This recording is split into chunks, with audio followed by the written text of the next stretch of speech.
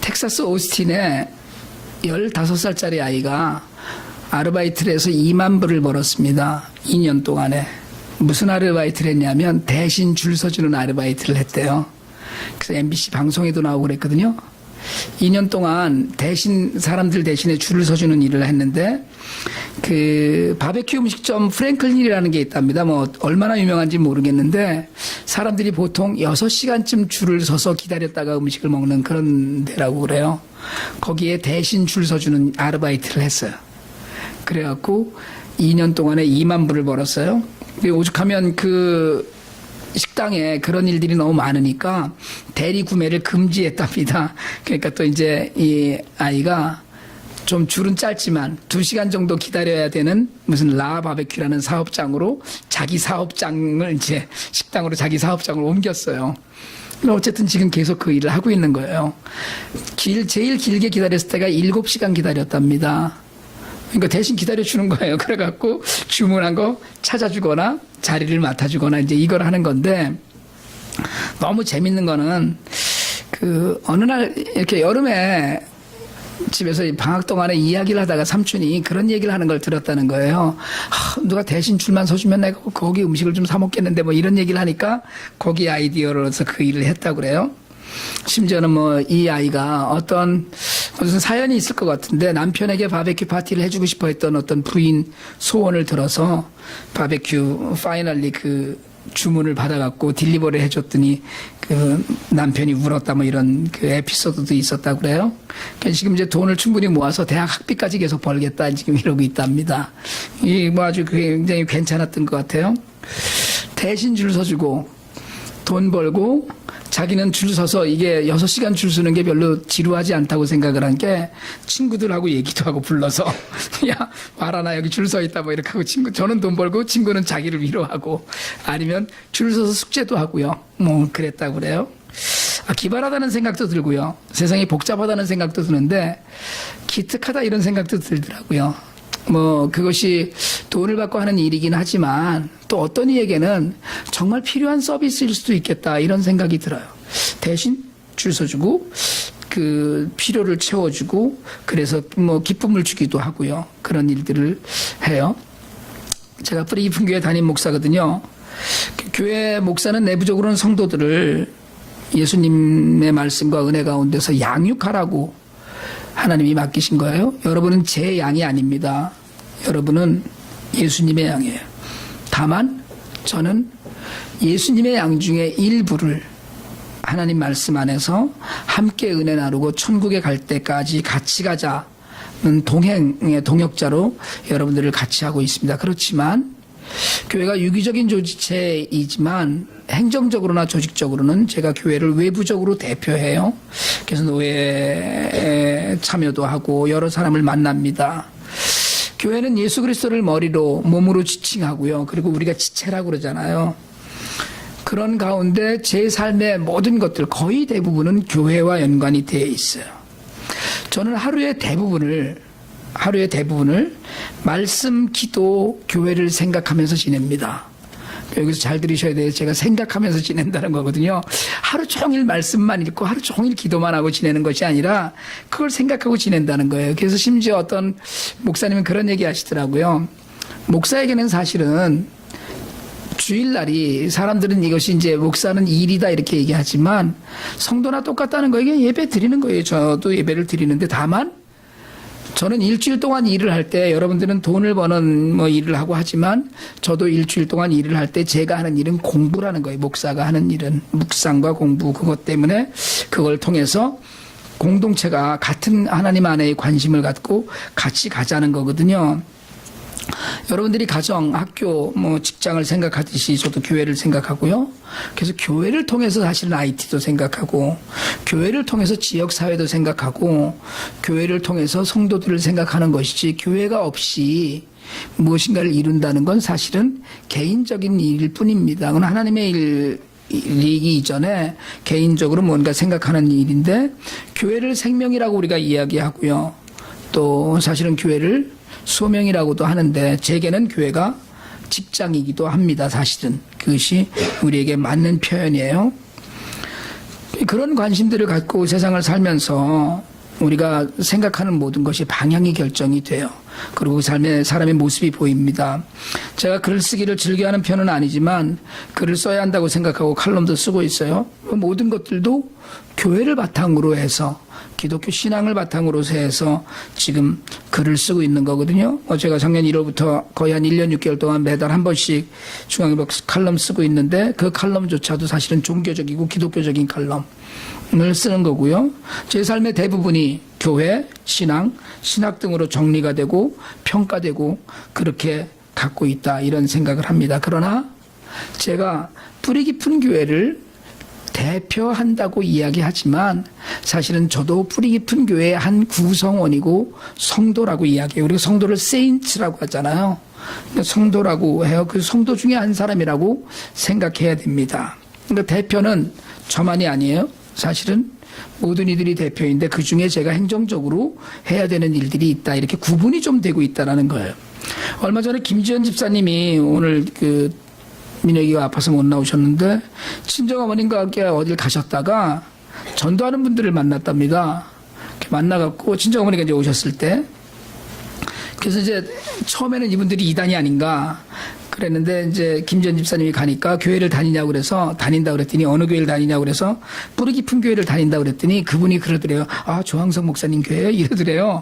그 이제 저도 굉장히 유명한 것처럼 느껴진 거예요. 근데 하필 그날 만난 분이 누구냐면 그 전주에 저희랑 같이 IT를 하워드 조 집사님이랑 같이 IT를 가셨던 배단위 교회 장로님 부인 권사님이셨더라고요. 그래서 어쨌든 묻는 거예요. 사람들이 교회를 목사님 이름으로 얘기를 해요. 어느 교회 그러면 아무개 목사님 교회 이렇게 얘기하는 경우가 상당히 많습니다.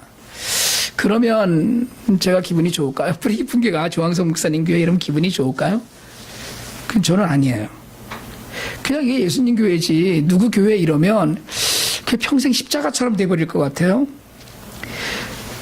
교회는 물론 목사가 인도하기 위한 그런 훈련이나 이런 것들을 받기 때문에 그것에 따라 목사에 따라서 색깔이 좀 달라지기도 하고요.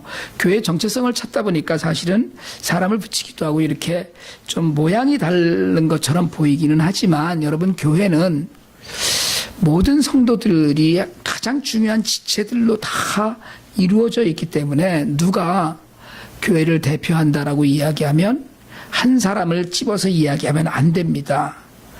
제가 사실은 좀 리버럴한 편이거든요. 그래서 평상시에 저는 이번 주에는 이 양복을 월요일 날 저녁에 장례식 가느라고 한번 입었어요. 그러니까 주일날 딱 한 번밖에 안 입습니다. 평상시에. 구두를 신는 건 수요일 저녁과 주일날밖에 거의 안 신어요.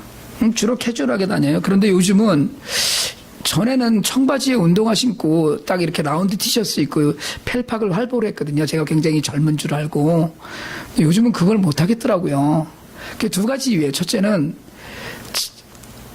가끔 이렇게 거울을 보니까 나이가 든 것 같다는 생각이 드는 거예요. 너무 이렇게 그러고 다니면 안 되겠다. 왜냐하면 중간중간에 이렇게 길에서 나중에 주중에 이렇게 만나고 이러는 목사님들은 보면 주중에도 넥타이 메고 양복 입고 이러고 다니시더라고요. 깝깝하지 않나요? 물어보고 싶어요. 깝깝하지 않아요? 이렇게 하고. 그것도 제가 이상조 목사님 같은 분들은 이렇게 십자가 목걸이도 큰 목걸이를 들고 메고 다니시고 이러셔요. 그런 분들이 있는데 저는 늘 캐주얼하게 하고 다니니까 요즘은 약간 그래서 주중에는 조금 캐주얼하긴 하지만 그래도 남방 셔츠라도 입고 이제 이러고 다니려고 그래요. 그런데 그게 둘 중에 그 두 가지 이유가 있는 거예요. 하나는 이제 나도 나이가 드는구나 이런 생각이 이제 조금 들기 시작을 한 거고요. 또 하나는 그래도 내가 교회 뿌리 깊은 교회 목사인데 이렇게 하고 맨날 청바지에 운동화 신고 이러고 다니면 좋을 건 없지 않나 이런 생각이 이제 드는 거예요. 그러니까 남들에게 보일 때 내가 이건 아닌데 이제 이런 생각이 좀 들어서 그런다는 거예요. 여러분 좌우간 나 때문에 뿌리 깊은 교회가 너무 캐주얼처럼 보이지 않았으면 좋겠다 이런 생각도 들고요. 사실은 남들 눈을 의식 안 한다고 하지만 의식 안 할 수가 없는 거거든요. 그러니까 우리 모두가 사실은 내 삶의 모습으로 교회를 대표하는 거예요. 옆에 분들 보고 한번 인사 한번 하시고 놀라는 표정으로 아, 당신이 우리 교회 대표군요. 시작. 양 집사님 왜 저렇게 좋아하시? 교회 대표라고? 여러분, 보여주는 삶 중요합니다. 보여주는 게 중요해요. 기독교인들은 보여주는 삶을 가리켜서 외식하는 것, 위선하는 것으로 단정 짓습니다. 그래서 겉으로 보여주는 것을 굉장히 평가절하하거나 옳지 않은 것처럼 이야기를 해요. 기독교인들은. 그런데 그건 사실은 바리새인들 때문에 그랬어요. 예수님이 바리새인들을 욕하셨거든요. 독사의 자식들아, 회칠한 무덤이요, 뭐 이렇게 욕을 하셨어요. 왜냐하면 겉으로 드러내고 겉으로만 한다는 거예요. 그것 때문에 예수님이 야단을 치신 거거든요. 그러니까 기도를 해도 남들에게 보이려고 기도를 하고, 말씀을 읽어도 남들에게 보이기 위해서 말씀을 읽었던 거예요. 그렇게 치장하는 삶을 예수님이 야단을 치시니까 그 이야기를 자꾸 들었던 기독교인들이 보여주는 것은 다 무조건 바리새적인 것처럼 생각을 해요. 거기다 또 예수님 그런 말씀도 하셨거든요. 오른손이 왼손이 하는 거 오른손이 모르게 해라. 그거 좀 은밀하게 하는 것 해야 된다고 생각을 해요. 근데 여러분, 믿음은 눈에 보이는 겁니다. 눈에 보이는 거예요. 믿음은 아무 말도 안 하고 있지만 사실은 여러분, 우리가 모두 다가 성도들이 다 앉아서 다른 성도들의 믿음을 판단해요. 아유, 저 사람 믿음이 없네. 아유, 저 사람 말로만 그러네. 저 아무것도 아니야. 저 사람은 아무것도 아닌 것 같은데 정말 믿음이 좋아. 우리가 이런 생각을 사실은 은연중에 갖고 있습니다. 말을 안 할 뿐이에요. 그러니까 서로 다 보고 있다는 거예요. 우리가 여러분 늘 스스로 절제하고 자중하고 다른 사람들에게 보여도 부끄럽지 않은 삶을 살기 위해서 부단히 노력을 해야 되는데, 그러니까 내가 보인다는 것, 남들에게 보인다는 것을 기억해야 되고요. 또 하나는 보여주는 삶을 살아야 된다는 거예요. 이게 그 기독교인이 정체성을 갖고 사는 그런 길이기도 합니다. 하나님이 이스라엘 백성을 애굽에서 구해 주셨어요. 출애굽입니다. 애굽에서 나와서 시내 광야에 도착을 했어요. 광야에 도착을 하고 거기다 이제 장막을 치고 백성들이 그 터를 잡고 나니까 하나님이 모세를 불러서 올라오라고 산으로 부르십니다. 그리고 거기서 구원에 관해서 말씀을 하셔요. 그 말씀이 오늘 우리가 읽은 본문 4절 말씀입니다. 우리 4절 한번 같이 한번 다시 읽어볼까요? 시작. 내가 애굽 사람에게 어떻게 행하였음과 내가 어떻게 독수리 날개로 너희를 업어 내게로 인도하였음을 너희가 보았느니라. 이거 얼마나 놀라운 이야기입니까? 너희가 봤다는 거예요. 여러분, 표준세 번역은 이렇게 번역을 했어요. 너희는 내가 이집트 사람에게 한 일을 보았고 또 어미 독수리가 그 날개로 새끼를 업어 나르듯이 내가 너희를 인도하여 나에게로 데려온 것도 보았다.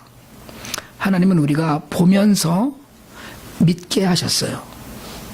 여러분, 사실은 믿음은 눈에 보이지 않을 수도 있지만 믿음은 눈에 보이는 것이에요. 하나님이 이스라엘 백성을 구하신 말씀을 하신 거거든요. 이게 과거예요. 여러분, 이 출애굽의 사건은 예수 그리스도를 통해서 죄에서 벗어난 우리의 이야기입니다. 애굽에서 어떻게 살았어요? 노예로 살았어요. 묶여서 살았어요. 자유가 없었어요. 먹고 놀고 다 했겠지만 그 가운데는 자신의 정체성도 없고 자신의 삶도 없고 자신의 자유도 없었어요. 그런데 하나님이 어린 양의 유월절을 통하여서, 유월절 그 이적을 통하여서 이스라엘 백성들을 애굽에서 구해내셨어요. 죄 가운데 우리가 있었어요. 우리는 세상을 잘 살고 있는 것 같았지만 이스라엘 백성들이 애굽에서 노예 생활하면서 고기도 먹었고 먹을 것도 있었고 아이도 낳고 살았지만 우리도 세상을 살면서 잘 살고 먹을 것 먹고 돈 벌고 열심히 살고 있지만, 그러나 우리에게 장래의 소망이 없는 삶을 살 수 있었는데 그리스도의 십자가로 우리를 구원하셨어요.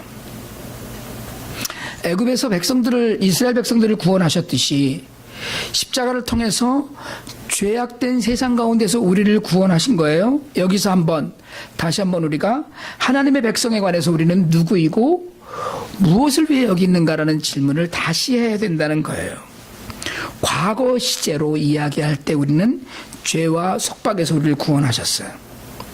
심지어 하나님은 어미 독수리가 새끼 독수리를 업고 날듯이라고 표현하실 정도로 기적적인 일들, 그런 그 사건을 통해서 우리를 구해 주셨어요. 구원은 현재 진행형이지만 여러분 과거 한 시점의 역사입니다. 구원은 계속해서 완성되어 가고 진행되어 가고 있는 것인데, 그러나 과거 어느 시점인가 우리를 인도하신, 홍해를 건너게 하신 하나님의 은혜가 있고 십자가를 믿게 하신 하나님의 사랑이 있었다는 거예요. 그럼 현재는요? 과거는 그래, 현재는 오늘 6절은 이렇게 얘기해요. 너희가 내게 대하여 제사장 나라가 되며 거룩한 백성이 되리라, 이렇게 얘기합니다. 나라와 백성을 이야기하면서 이스라엘 백성들을 구원하신 이유가, 많은 백성들 중에서 구원하신 이유가 제사장 나라로 삼기 위해서라고 이야기하셔요. 이스라엘은 하나님의 제사장으로 부름받았습니다. 근데 여러분, 여기서 하나 우리가 생각해야 되는 건, 제사장은 뭐 하는 사람입니까? 제사장의 직무는 두 가지가 있어요. 하나는 율법을 가르치는 겁니다, 백성들을. 그래서 나중에 가면 제사장들이 백성들을 제대로 가르치지 않아서, 그래서 백성들이 죄 가운데 있었음을 한탄하시는 하나님의 목소리를 들어요. 그러니까 백성들을 가르치는 일을 제사장이 해야 되는 일이에요. 두 번째 일이 뭐냐 하면, 죄를 지은 그 백성들이, 범죄한 백성이 예물을 가지고 성소에 나오면 그 예물 위에 안수하고 그 예물을 잡아서 제사를 대신 드리는 거예요. 이 일들을 위해서 제사장 일이 하나님을 사람들에게 모셔가고 사람들을 하나님께로 데려가는 일이다, 우리가 이렇게 표현합니다.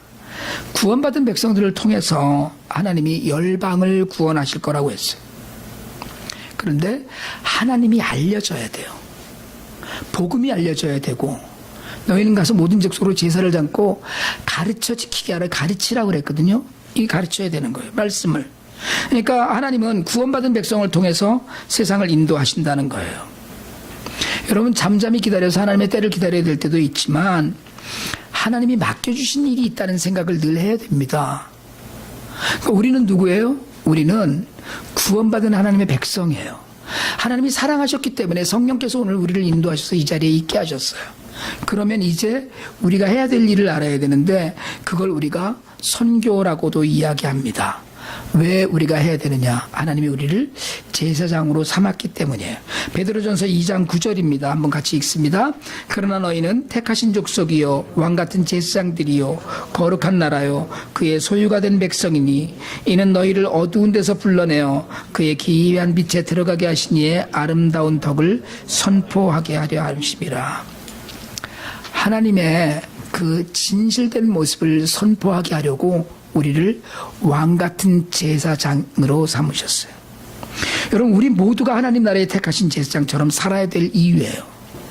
하나님 나라를 대표하는 백성으로 살아야 됩니다. 그냥 사는 게 아니에요. 열방에 대해서, 이방에 대해서, 믿지 않는 사람들에게 대해서, 여러분, 구약의 출애굽에서 시작해서 예수 그리스도의 십자가로 완성되는 구원의 한 길 위에 우리가 섰다면, 너희는 왕같은 제사장들이요라는 이 너희는 복수잖아요. 우리 모두예요. 이 말씀을 듣는 우리 모두. 그러나 너희는 택하신 족속의 왕같은 제사장들이요, 듣는 우리가 다 제사장이라는 거예요. 하나님을 보여줄 수 있는 사람이 우리입니다. 우리가 하나님의 대표예요. 우리가 왕같은 제사장이에요. 세상에다가 하나님을 제시하고 세상에 하나님께로 인도하는 것, 이걸 제사장이라고 우리가 묘사했거든요. 우리가 자주 그런 얘기 하잖아요. 하나님을 다 어떻게 하나님을 보고 믿느냐는 거예요. 여러분, 그 거짓말이에요. 하나님을 보지 않고 믿는다는 건 거짓말입니다. 우리는 안 보고 믿어야지 제대로 믿는 거라고 이야기해요. 그건 다 거짓말이에요. 하나님을 볼 수 있어야 됩니다. 어떻게 해요? 오늘 여러분 옆에 앉아있는 사람을 통해서 하나님을 봐야 돼요. 오늘 여러분이 하나님을 보여주지 못하면 세상 사람들은 하나님을 볼 수가 없습니다. 여러분, 우리가 하나님을 보여주지 못하면, 예수 그리스도의 사랑을 보여주지 못하면 세상 사람들에게 아무리 말로 설명을 해도 소용이 없어요. 말로 하는 일은 전혀 소용이 없습니다. 그렇게 되면. 그러니까 제사장의 직분을 우리가 제대로 하려면 여러분 오늘 출애굽기 19장 6절의 말씀은 목사가 아니라 모든 성도들이 이런 책임을 지고 있다는 거예요. 제사장의 책임을 지고 있다는 것. 베드로전서 2장 9절의 말씀도 우리가 제사장의 책임을 지고 있다는 거예요. 복음을 전하는 것, 복음을 가르치는 것, 이걸 우리가 제사장적인 과제라고 그러거든요. 교회 공동체의 모든 성도들이 내 삶을 통해서 하나님을 보여주지 못하면 그러면 여러분 세상은 하나님을 절대로 볼 수가 없어요. 성도들끼리도 마찬가지입니다. 우리가 같이 지내면서 저 사람 정말 예수 믿는 사람이야 이 얘기를 듣지 못한다면 그러면 여러분 우리 믿음은 헛것이 되고 하나님의 구원의 역사는 헛일이 되고 마는 거예요. 여러분 정말로 우리가 하나님을 대표하는 백성으로 정말 거룩한 하나님의 왕 같은 제사장으로 살 수 있기를 바랍니다. 제사장에게 요구되는 두 가지 덕목이 있어요. 첫 번째가 거룩입니다. 거룩해야 돼요. 여러분 거룩하다는 말, 홀리하다는 말은 단지 한 가지 의미를 갖고 있습니다. 원어대로 얘기하자면 구분되었다는 거예요. 쉽게 다르다는 거예요. 여러분 우리가 정말 하나님이 어떤 사물이나 사람이 하나님과 관련해서 특별히 구분된 것, 그 상태를 거룩이라고 얘기하는데 여러분 오늘날 모든 그리스도인들에게 요구되는 것이 거룩이에요. 모든 성도들이 제사장이기 때문에 그래요. 하나님이 소유로 삼으시고 만인 중에서 구분하셨거든요. 오늘도 그렇잖아요. 제가 늘 그런 얘기 하거든요. 아마 이제는 뉴저지 지역에도 한 300개쯤 교회가 있지 않을까 싶은데 여러분 뉴저지만 이야기를 한번 해보세요. 뉴저지에 교회가 300개면 교인이 몇 명일 것 같아요? 우리 30명, 옆에 교회 20명, 이러면 평균 몇 명일 것 같습니까? 평균 해봐야 100명 절대로 안 됩니다. 저는 그렇게 생각해요. 3,000명 모이는 교회도 있고 2,000명 모이는 교회도 있는데 다 토로해봐야 제 생각에 평균 한 80명 될까? 작은 교회들이 너무 많아요 사실은. 그럼 80명 잡으면 300개 교회 24,000명입니다. 뉴저지에 한인 인구가 10만이 넘는다고 그러잖아요. 그럼 10만만 잡아도 그러면 7만 6천 명은 지금 교회 안 나가고 있는 거예요. 예수를 믿는 사람과 안 믿는 사람의 구분은 주일날 어디에 있느냐, 이게 그 외형적인 구분이에요. 그렇잖아요. 어디에 있느냐.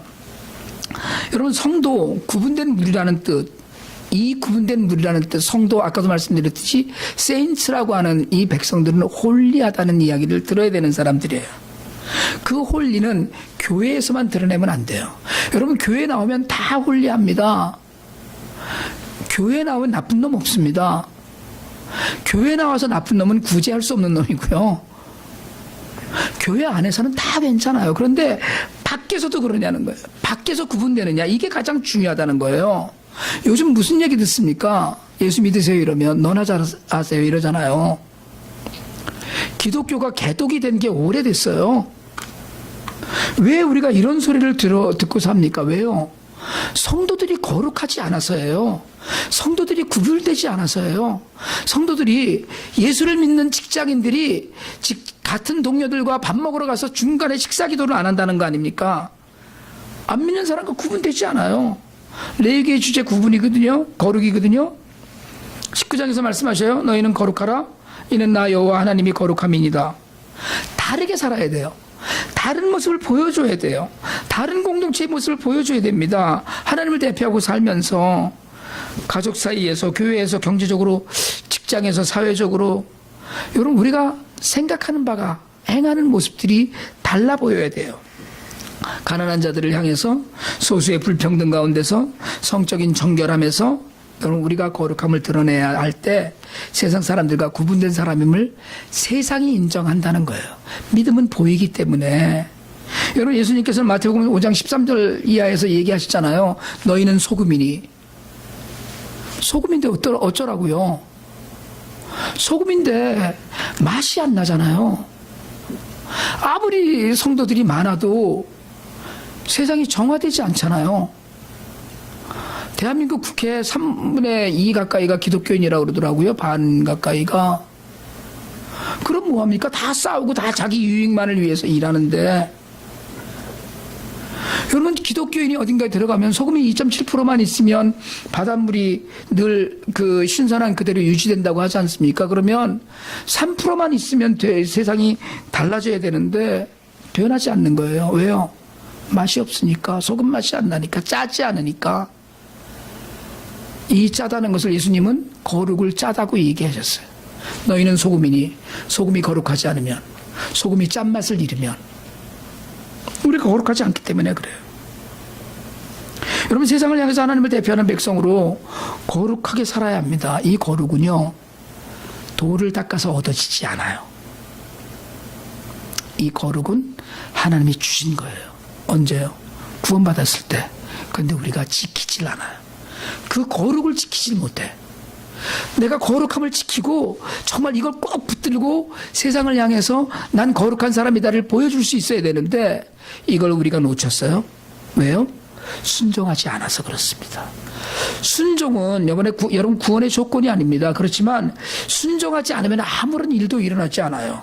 오늘 우리가 읽었던 성경 본문의 5절입니다. 같이 한번 읽읍시다. 시작. 세계가 다 내게 속하였나니 너희가 내 말을 잘 듣고 내 언약을 지키면 너희는 모든 민족 중에서 내 소유가 되겠고, 이걸 우리가 언약 순종이라고 이야기합니다. 약속된 말씀을 순종하는, 순종과 거룩을 통해서 하나님께서 일하셔요. 그러니까 오늘 우리가 세상을 향해서 좀 다른 모습을 보이고 그러기 위해서 애쓰는 그 순종하는 마음이 있으면, 여러분, 우리가 지난주에 얘기했듯이 우리가 세상에 복이 되어야 돼요. 우리가 세상을 향해서 하나님을 대표할 수 있어야 됩니다. 거룩하고 순종하는 믿음이 있어야 돼요. 여러분, 우리가 믿음으로 세상을 이기지 못하면 세상이 우리를 깔봐요. 우리를 가르치잖아요. 제가 사실은 지난주에 한국의 어떤 목사님이 한 교단의 총회장도 하고 신학교회 모두 해갖고 100억을 횡령해 먹었어요. 1심에서 4년 6개월 형을 받았습니다. 2심에 올라가서 4년 9개월로 형을 늘렸어요, 판사가. 그리고 판사가 훈실했어요, 10분 동안.